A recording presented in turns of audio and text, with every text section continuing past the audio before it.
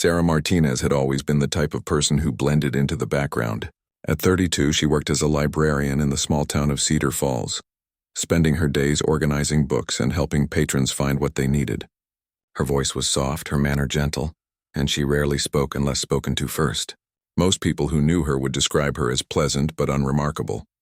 When the National Guard announced they were forming a civilian auxiliary training program, Sarah surprised everyone by signing up. The program was designed to teach basic military skills to volunteers who might assist during emergencies. Her co-workers at the library couldn't believe it when she mentioned her enrollment during their lunch break. "Sarah, really?" laughed her supervisor, Margaret. "You're afraid of spiders. What are you going to do in military training?" Sarah simply smiled and continued eating her sandwich. She had her reasons for joining, though she kept them to herself. Her grandfather had been a decorated Army sniper during World War II, and before he passed away, he had taught her to shoot during summer visits to his ranch. Those quiet afternoons on his property, learning to control her breathing and steady her aim, had been some of the happiest moments of her childhood.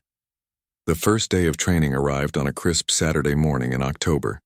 Sarah drove to the National Guard facility on the outskirts of town, her hand slightly trembling on the steering wheel. She had never been in a military environment before, and despite her grandfather's teachings, she wondered if she belonged there.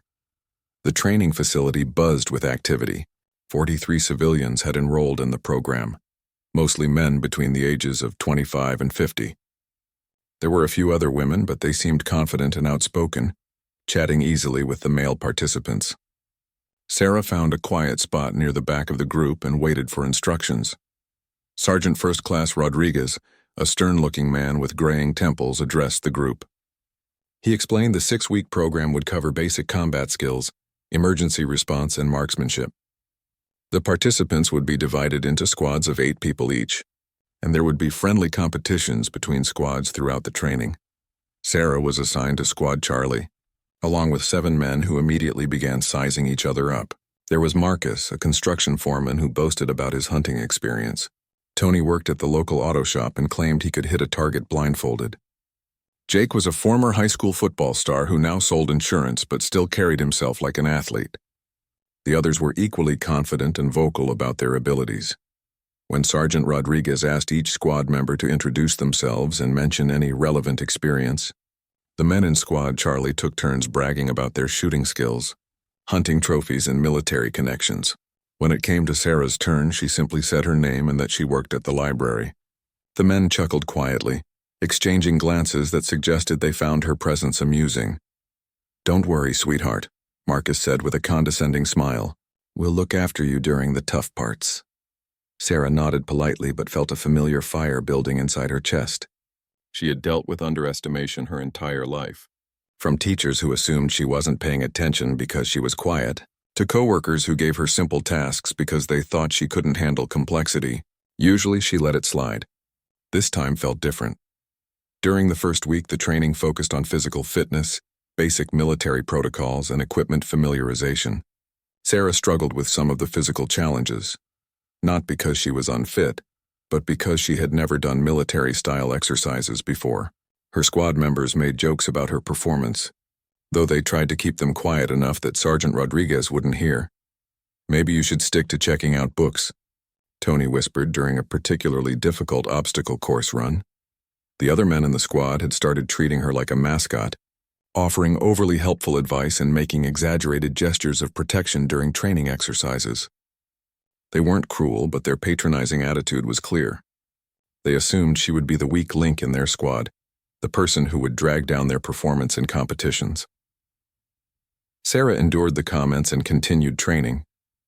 She watched everything carefully, absorbed the instructions, and practiced the techniques they learned. During evening hours at home, she found herself thinking about her grandfather's lessons, remembering the patience he had shown her and the quiet confidence he had instilled in her shooting abilities. The first real test would come in week 3, when Sergeant Rodriguez announced they would begin marksmanship training. Squad competitions would determine which group had the best overall shooting performance, and individual scores would be posted publicly. Sarah felt nervous excitement building in her stomach. Finally, she would have a chance to show what she could really do. Her squad members barely contained their amusement when they heard about the upcoming shooting trials. Marcus made a show of offering to give Sarah private lessons, while Jake suggested she might want to consider dropping out before she embarrassed herself. They meant no real harm, but their assumptions stung nonetheless. Sarah went home that evening and called her aunt, her grandfather's daughter, to talk about the upcoming shooting test. Her aunt reminded her of something her grandfather used to say: "The quietest person at the range is often the most dangerous." Sarah smiled, feeling her grandfather's presence and remembering the hours they had spent together, learning not just to shoot, but to find inner calm and focus under pressure.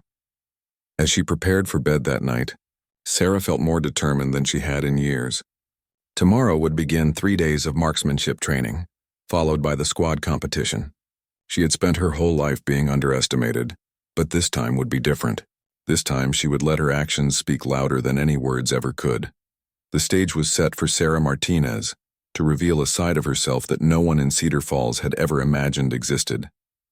The morning of marksmanship training dawned clear and cold. Sarah arrived at the facility early, wanting to familiarize herself with the shooting range before the chaos of group instruction began.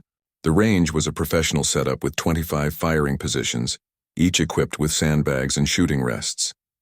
Paper targets hung at distances of 50, 100, and 200 yards. Sergeant Rodriguez noticed her early arrival and walked over. "Nervous about today, Martinez?" he asked, his tone neither mocking nor encouraging. "A little," Sarah admitted honestly. "I want to do well." The sergeant studied her for a moment. In his 15 years of military service, he had learned to read people quickly. There was something about the quiet librarian that intrigued him. While her squad mates bragged loudly about their abilities, she simply listened and absorbed information. He had seen this pattern before, and it often led to surprises. When the rest of Squad Charlie arrived, they were in high spirits, joking and making predictions about who would score highest.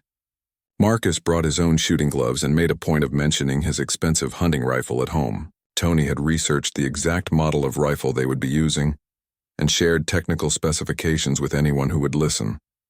"What about you, Sarah?" Jake asked with a grin. "Ever fired a weapon before, or will this be your first time?" "I've shot before," she said quietly, not elaborating further. The men exchanged amused looks. They imagined she might have fired a small pistol once or twice, perhaps at a carnival game or during a brief visit to a shooting range with a boyfriend. The idea that the soft-spoken librarian might pose any real competition seemed laughable. Sergeant Rodriguez began the instruction with safety protocols, proper stance, and breathing techniques. Sarah paid careful attention, though much of what he said echoed lessons her grandfather had taught her years earlier. The other participants asked numerous questions, some showing off their existing knowledge, others genuinely seeking clarification. When it came time for the first practical exercise, each squad member would fire 5 rounds at a target 50 yards away. The goal was simply to hit the target and get comfortable with the rifle. Sergeant Rodriguez emphasized that this was not a competition, just basic familiarization. Marcus volunteered to go first, stepping up to the firing line with confidence. He took his position, aimed carefully, and fired 5 shots. 3 hit the target, with 1 near the center ring. His squad mates cheered and patted him on the back. Tony went next, managing 4 hits out of 5 shots. Jake scored 3 hits while the other squad members achieved similar results. The atmosphere was relaxed and encouraging, with everyone offering advice and congratulations to their teammates. When Sarah's turn came, the conversation died down slightly. Her squad mates watched with benevolent interest, ready to offer comfort and encouragement when she inevitably struggled. Sergeant Rodriguez handed her the rifle and reminded her of the basic safety rules. Sarah took the weapon and felt its familiar weight in her hands. She had fired similar rifles during those long summer afternoons with her grandfather, though she kept that information to herself. She moved to the firing position with deliberate, careful movements. As she settled into position, something remarkable happened. The nervous, self-conscious woman from the library seemed to disappear. In her place was someone completely focused and calm. Sarah's breathing slowed and steadied. Her grandfather's voice echoed in her memory. "The rifle is an extension of yourself. Don't fight it, become one with it." She raised the rifle, found her sight picture, and squeezed the trigger with smooth, even pressure. The shot cracked across the range, and even before the spotting scope confirmed it, Sarah knew she had hit center mass. Her squad mates were still offering encouragement when the second shot rang out, followed quickly by 3 more. Sarah fired all 5 rounds in less than 30 seconds, each shot deliberate and controlled.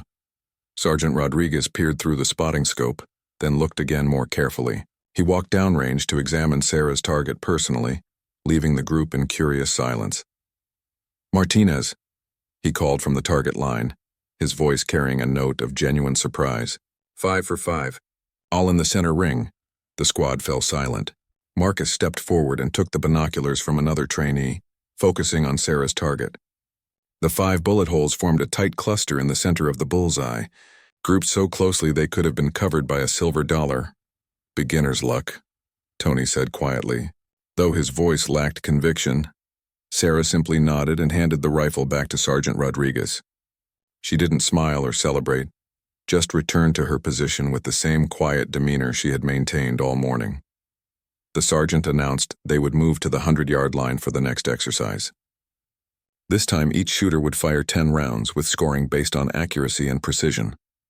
The mood in Squad Charlie had shifted noticeably. The joking and casual attitude had been replaced by curious attention.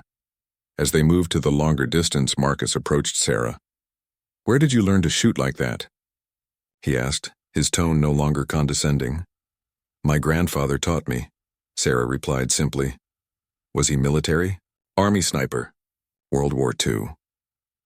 This information circulated quickly through the squad, and suddenly Sarah found herself viewed in a completely different light. The men began asking her questions about her grandfather and her shooting experience, though she remained characteristically brief in her responses. At the 100-yard line, the targets looked significantly smaller and more challenging. Wind had picked up slightly, adding another variable to consider. Several other squads were also shooting, and the competitive atmosphere was becoming more apparent. Sergeant Rodriguez called for Squad Charlie to begin their second round of firing. This time, Marcus volunteered to go last, clearly wanting to see what Sarah would do before attempting his own shots. The first 4 squad members achieved respectable results at the longer distance, though their accuracy suffered compared to the 50-yard targets. Hit rates dropped to 60 or 70%, and the tight groupings from the shorter distance had spread out considerably. When Sarah stepped up to the firing line for her second turn, absolute silence fell over Squad Charlie. Even members of nearby squads had heard about her performance and stopped their own activities to watch. Sarah took her position with the same calm deliberation she had shown before. She studied the wind flags, made a mental note of the conditions, and settled into her shooting stance. Her grandfather had taught her to read environmental conditions, to account for wind and distance, to remain patient until everything felt perfect. The first shot rang out, followed by 9 more in smooth succession. Each shot was fired with the same rhythm, the same controlled breathing, the same unwavering focus. When she finished, Sarah stood up, cleared her rifle, and stepped back from the firing line. Sergeant Rodriguez examined the target through his scope, then shook his head in amazement. He walked downrange once again, and when he returned, his expression was one of professional respect. 10 for 10, he announced. Perfect score at 100 yards. The silence that followed was profound. Squad Charlie stared at their quiet teammate with new understanding, realizing they had completely misjudged the woman they thought they knew. News of Sarah's remarkable shooting performance spread through the National Guard facility like wildfire. By lunchtime, trainers from other squads were approaching Sergeant Rodriguez to ask about the librarian who had shot perfect scores at both 50 and 100 yards. Word even reached the facility commander, Colonel Harrison, who made a mental note to observe the afternoon training session personally. During lunch break, Sarah sat alone at a picnic table, eating her sandwich and reading a paperback novel. She had always preferred solitude during meals, using the time to decompress and gather her thoughts. However, today was different. Members from various squads approached her table, introducing themselves and asking questions about her shooting background. "Where did you train?" asked a man named David from Squad Alpha. "Just with my grandfather," Sarah replied, not looking up from her book. "Professional instruction?" "He taught me everything he knew." The conversations were brief and somewhat awkward. Sarah wasn't comfortable being the center of attention, and the sudden interest in her abilities felt overwhelming. She had spent years perfecting the art of being invisible, and now dozens of people wanted to know her story. Marcus from her own squad sat down across from her. His earlier condescending attitude had been replaced by genuine curiosity and what appeared to be respect. "Sarah, I owe you an apology," he began. "I made assumptions about you that were completely wrong." She looked up from her book. "You don't need to apologize. Everyone makes assumptions, so, but I was being a jerk about it. All that stuff about looking after you during the tough parts. I feel like an idiot." Sarah closed her book and gave him her full attention. "Marcus, you weren't trying to be mean. You were trying to be helpful. I understand that. Still," he said, shaking his head, "I've been hunting for 20 years and I've never shot groups like you did this morning. Where exactly did your grandfather serve?" For the first time since training began, Sarah opened up about her family history. She told Marcus about her grandfather's service in the Pacific Theater, his role as a sniper in several major battles, and the quiet way he had dealt with his wartime experiences after coming home. "He never talked about the war itself," she explained. "But he taught me that shooting was about more than just hitting targets. He said it was about discipline, patience, and understanding yourself." Other squad members gradually joined the conversation. Tony admitted he had been showing off during the morning training, trying to impress everyone with technical knowledge rather than focusing on fundamentals.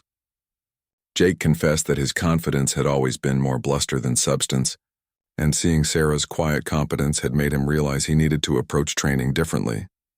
The afternoon session was scheduled to include shooting at 200 yards, followed by timed exercises and scenario-based training. Colonel Harrison arrived early and positioned himself where he could observe all the shooting positions. He had heard the reports about the civilian librarian, but he wanted to see her performance himself. Sergeant Rodriguez gathered Squad Charlie and explained the afternoon challenges. The 200-yard shooting would be more difficult, requiring precise calculations for bullet drop and wind compensation. Additionally, they would be shooting from different positions: prone, sitting, and standing. Finally, there would be a timed exercise where shooters had to engage multiple targets within specific time limits.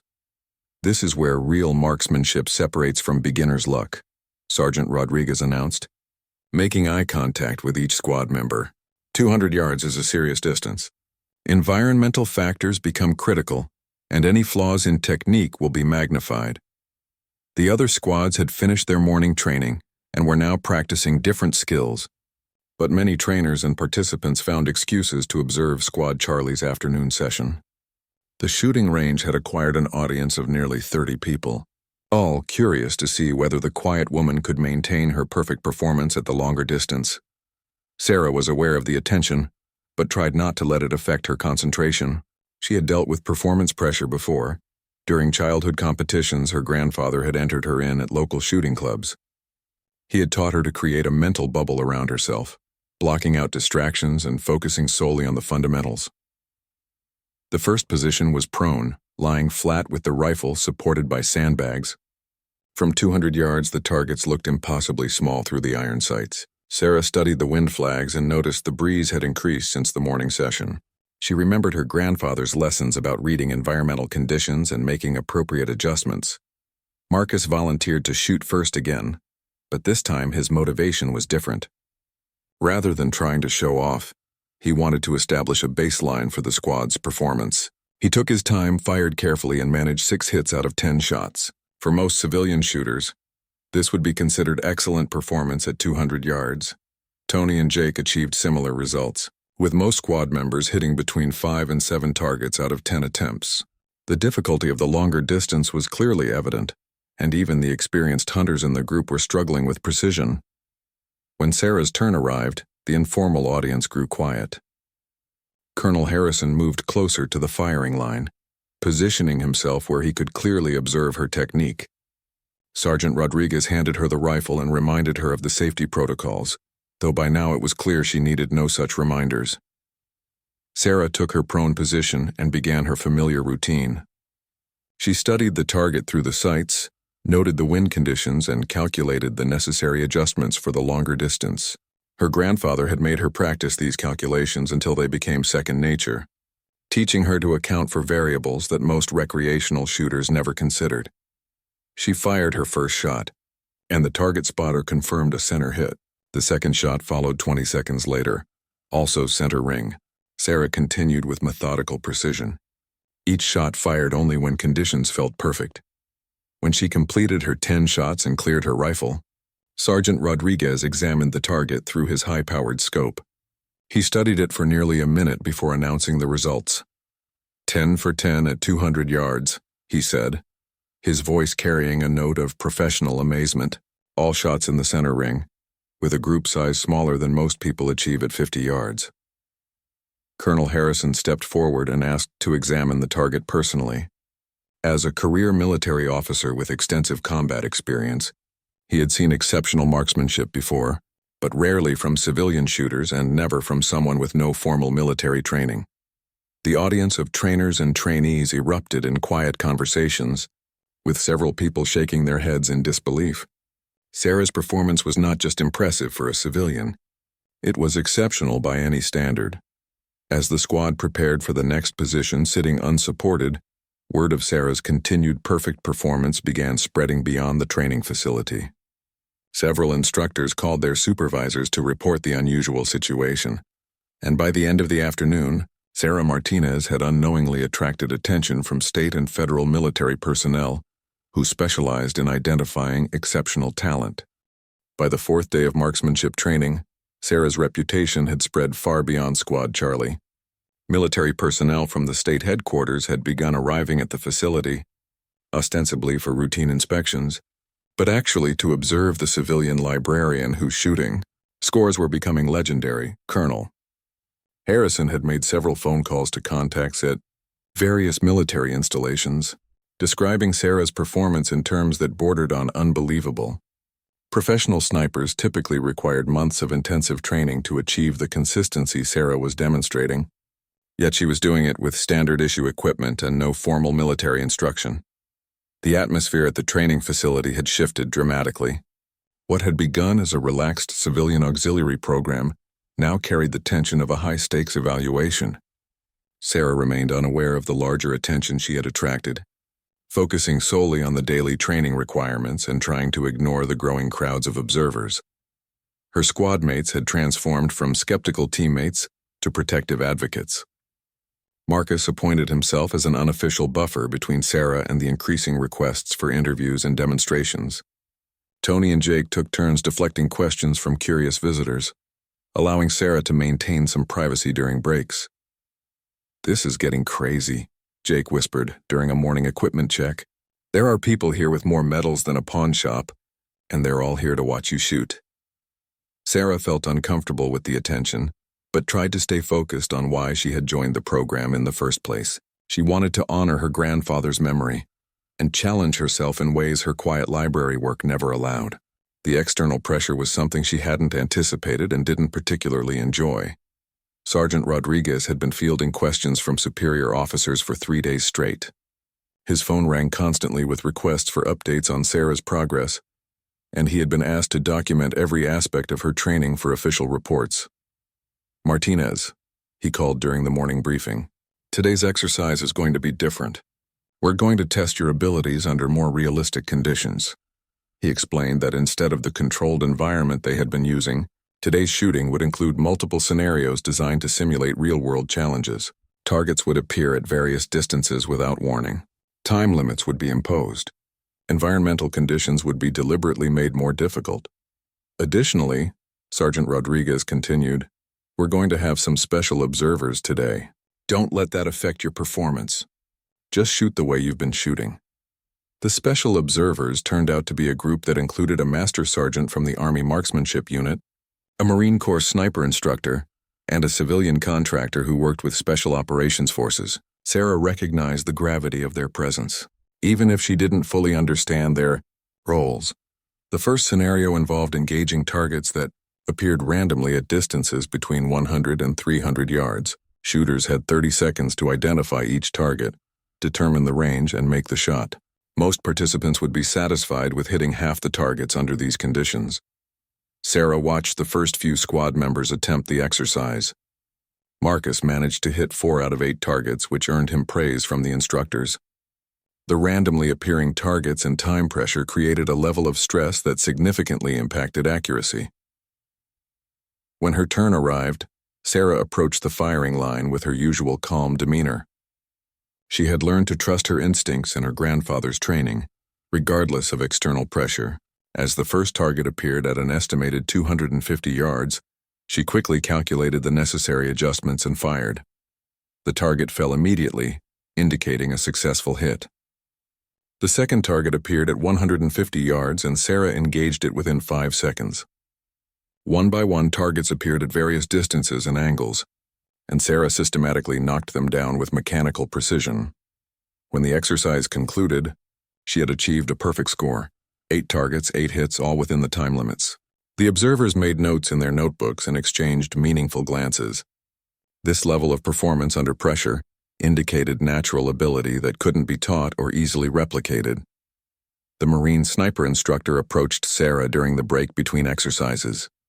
"Ma'am, I'm Gunnery Sergeant Williams. I've been watching your shooting and I have to ask, are you absolutely certain you've never had professional military training?" "Never," Sarah replied honestly. "Just what my grandfather taught me." "What unit was your grandfather with?" "I'm not entirely sure of the specific unit designation, but he was an Army sniper in the Pacific during World War II. He served in the Philippines and other locations." Gunnery Sergeant Williams made a note of this information. There were records of exceptional snipers from that era, and he was curious to research Sarah's family military history. Her performance suggested she might have inherited not just training, but natural aptitude for precision shooting. The afternoon exercise was designed to be the most challenging yet.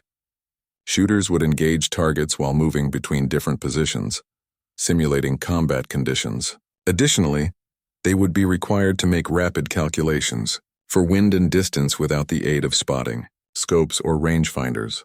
This is where we separate recreational shooters from people who might have practical applications for these skills, Sergeant Rodriguez explained. The scenario involves multiple targets at unknown distances, changing weather conditions, and time pressure. Sarah listened carefully to the instructions while trying to block out the numerous observers who had positioned themselves around the range. She could feel the weight of their expectations and professional scrutiny, but she drew strength from memories of her grandfather's patient instruction and unwavering confidence in her abilities. The exercise began with Sarah in a prone position. Targets appeared sequentially at distances she had to estimate quickly. Wind flags indicated shifting conditions that required constant adjustment. She had 45 seconds to engage 6 targets, each requiring different calculations and techniques. As the first target appeared, Sarah felt the familiar calm that had become her trademark during training. Time seemed to slow down, and her grandfather's voice echoed in her memory. "Trust your instincts, breathe naturally, and let the rifle do its job." She engaged the first target at an estimated 175 yards, then quickly transitioned to a sitting position for the second shot at 220 yards. The third target required a standing position, the most difficult shooting stance. At approximately 150 yards, each shot was fired with deliberate precision, and each target fell immediately upon impact. Sarah moved between positions with fluid efficiency, never hurrying but never wasting time. Her breathing remained controlled, and her focus never wavered despite the pressure of the exercise. When the final target fell with 2 seconds remaining on the time limit, the range fell completely silent. Sarah cleared her rifle, ensured it was safe, and stepped back from the firing line with the same quiet dignity she had maintained throughout her training. Gunnery Sergeant Williams turned to the Army marksmanship specialist and spoke in low tones. "In 20 years of training military snipers, I've seen maybe 3 people shoot like that, and they all had years of professional instruction." The implications of Sarah's performance were beginning to extend far beyond a simple civilian training program. The final week of the Civilian Auxiliary Training Program had transformed into something entirely different from what anyone had originally anticipated. Military officials from 3 different branches of service were now regularly present at the facility, and Sarah Martinez had become the subject of intense professional interest. Colonel Harrison received a phone call early Monday morning that would change everything. The caller was a retired Army colonel named Patterson, who worked as a military historian specializing in World War II sniper operations. He had been researching Sarah's grandfather based on the information Gunnery Sergeant Williams had provided. "Colonel Harrison, I need to speak with Ms. Martinez as soon as possible," Patterson said. I've been going through archival records, and her grandfather wasn't just any Army sniper. Staff Sergeant Miguel Martinez was one of the most effective long-range shooters in the Pacific Theater. His confirmed kill count and the distances of his successful shots were classified for decades. The revelation added a new dimension to understanding Sarah's exceptional abilities. She wasn't simply a civilian with natural talent.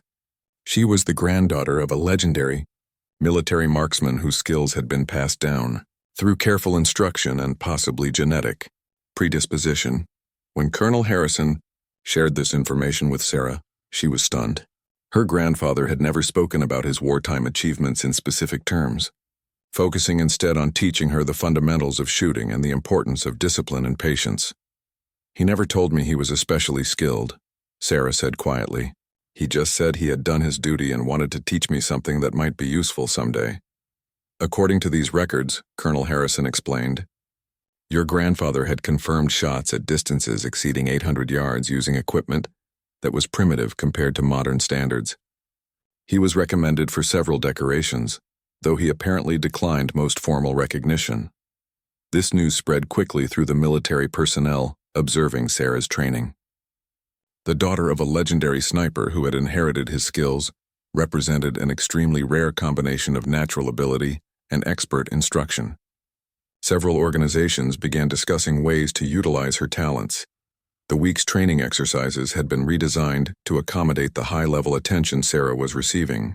Instead of standard civilian auxiliary training, she was now participating in evaluations typically reserved for military personnel seeking specialized roles. On Wednesday, she was presented with a challenge that surprised even the experienced military observers.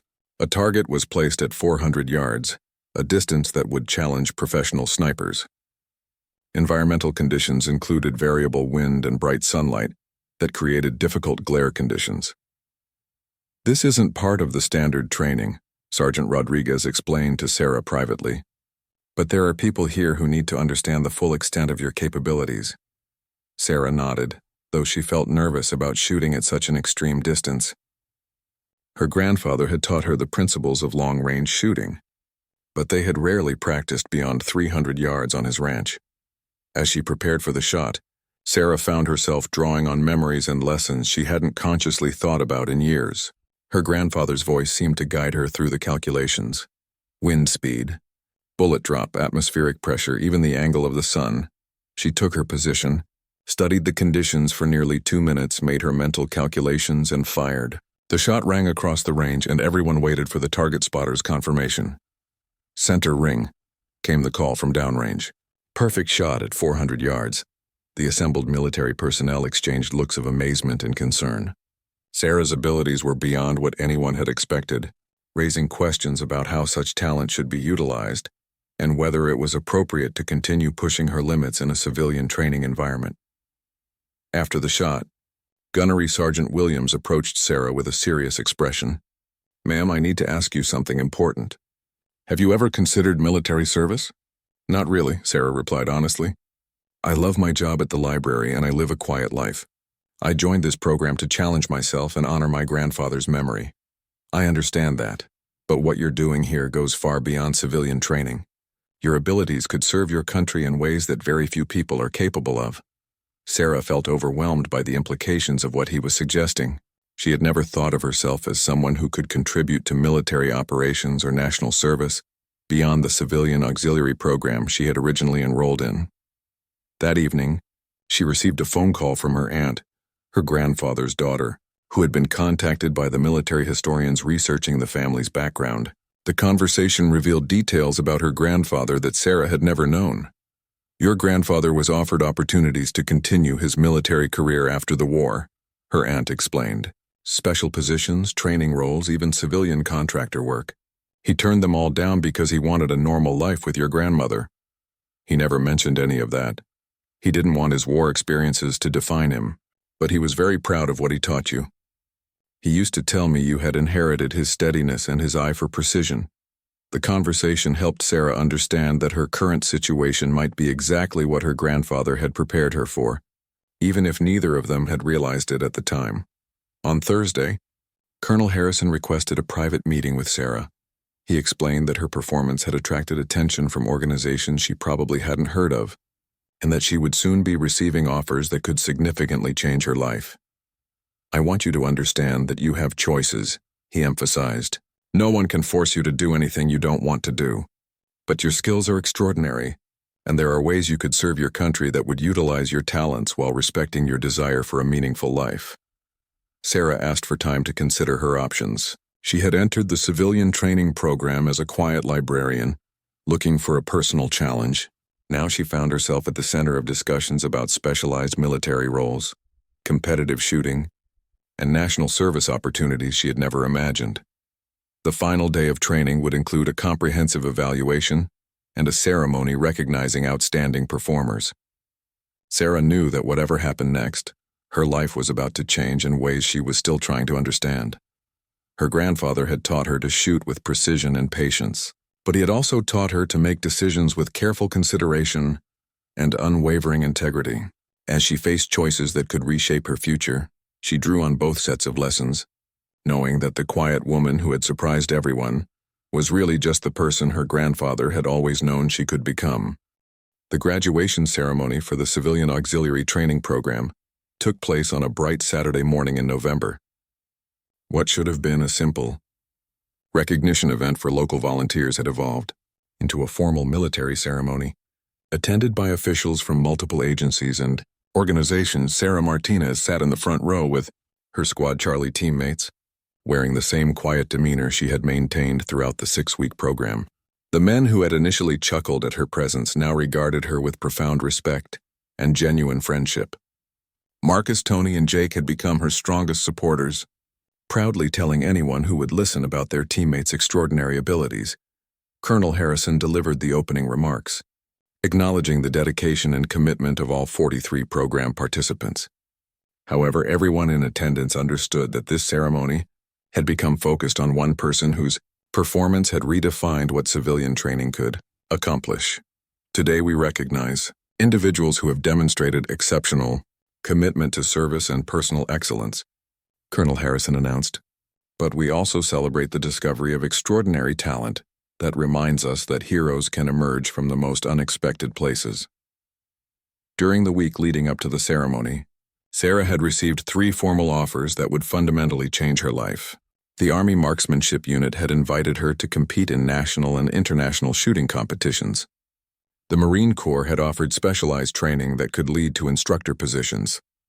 Most surprisingly, a civilian defense contractor had approached her about consulting work that would utilize her skills while allowing her to maintain her current lifestyle. Sarah's aunt and several cousins had traveled from across the state to attend the ceremony. As her grandfather's family, they understood the significance of what was happening better than most. Her aunt carried a small wooden box that had belonged to Sarah's grandfather, containing medals and commendations he had never displayed during his lifetime. He would be so proud, her aunt whispered as they waited for the individual recognition portion of the ceremony to begin. When Sergeant Rodriguez called Sarah's name to receive her certificate, the applause was immediate and sustained. She walked to the podium with the same measured steps she had used approaching the firing line, accepting her recognition with gracious dignity. Colonel Harrison then made an unexpected announcement.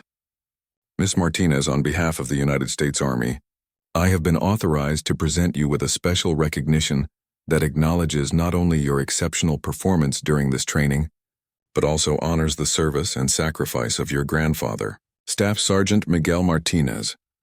He presented her with a framed certificate and a medal that had been specially created to recognize civilian contributions to military readiness. The citation mentioned her grandfather's wartime service and noted how his legacy had continued through her achievements. As Sarah accepted the recognition, she felt her grandfather's presence in a way she hadn't experienced since his passing. The shy librarian who had signed up for training 6 weeks earlier had discovered capabilities she never knew she possessed. But more importantly, she had found a way to honor the man who had shaped her character and abilities.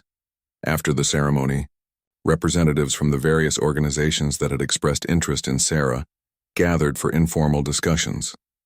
She had requested time to make her decision, but she was leaning toward an arrangement that would allow her to maintain her position at the library while contributing to military training programs on weekends, and during vacation periods. I don't want to completely change my life, she explained to Colonel Harrison.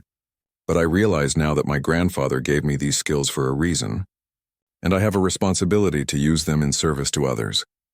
The compromise solution would allow Sarah to work as a civilian marksmanship instructor, teaching both military personnel and law enforcement officers. She would travel to various training facilities, sharing the techniques her grandfather had taught her while developing curriculum that could help others achieve their potential. Marcus approached her as the crowd began to disperse. "Sarah, I owe you more than an apology. You taught me that real strength doesn't announce itself. You just quietly do what needs to be done." "That's what my grandfather always said," Sarah replied with a smile. "He told me the most dangerous person in any room is usually the one nobody notices." 6 months later, Sarah Martinez had become one of the most respected civilian marksmanship instructors in the country. She maintained her position at the Cedar Falls Library, working 3 days per week while spending her remaining time teaching at military installations and law enforcement agencies. Her story had spread throughout military communities, not just because of her exceptional shooting abilities, but because of the way she had remained true to her character while embracing new responsibilities. The quiet woman who had surprised everyone at the training facility had become a symbol of hidden potential and unexpected heroism. She kept her grandfather's photograph on her desk at the library, and visitors often noticed the military commendations displayed alongside her library science degree. When children asked about the medals, she would tell them about the importance of patience, discipline, and never underestimating people based on first impressions. The men from Squad Charlie remained close friends, often joking that they had witnessed the discovery of a legend, but had been too busy making assumptions to recognize it initially. They had learned valuable lessons about judgment, respect, and the danger of underestimating quiet people who possess hidden depths. Sarah's transformation from overlooked librarian to respected instructor had occurred not because she changed who she was, but because she finally had the opportunity to reveal the person her grandfather had always known she could become. The woman they had chuckled at had indeed frozen them with surprise, but more importantly, she had reminded everyone that extraordinary abilities often hide behind ordinary appearances, waiting for the right moment to emerge and inspire others to reconsider their own untapped potential.